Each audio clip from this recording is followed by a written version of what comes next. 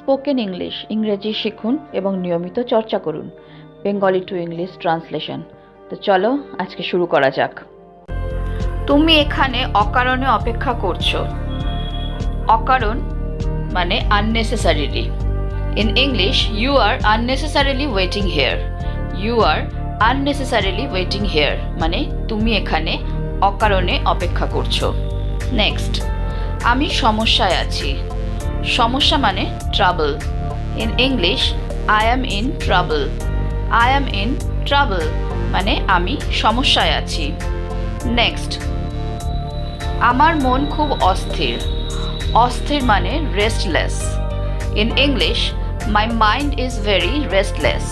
My mind is very restless মানে আমার মন খুব অস্থির। নেক্সট, আমি আর হাঁটতে পারছি না। আমি আর হাঁটতে পারছি না। In English, I can't walk anymore. I can't walk anymore মানে আমি আর হাঁটতে পারছি না। নেক্সট, আমি নড়তেও পারছি না। আমি নড়তেও পারছি না।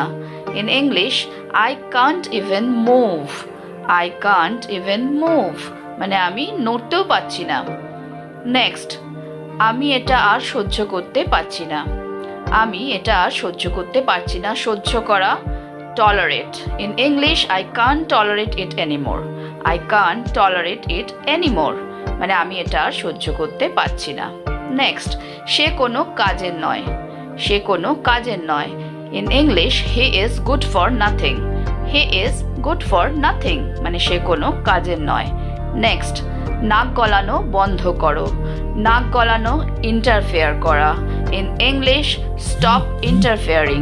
স্টপ ইন্টারফেয়ারিং মানে নাক গলানো বন্ধ করো। নেক্সট, তুমি এটার যোগ্য। যোগ্য মানে ডিজার্ভ। তুমি এটার যোগ্য। In English, you deserve this. You deserve this মানে তুমি এটার যোগ্য। নেক্সট, আমি যখন বলবো তখন বাস থেকে নেমে যেও।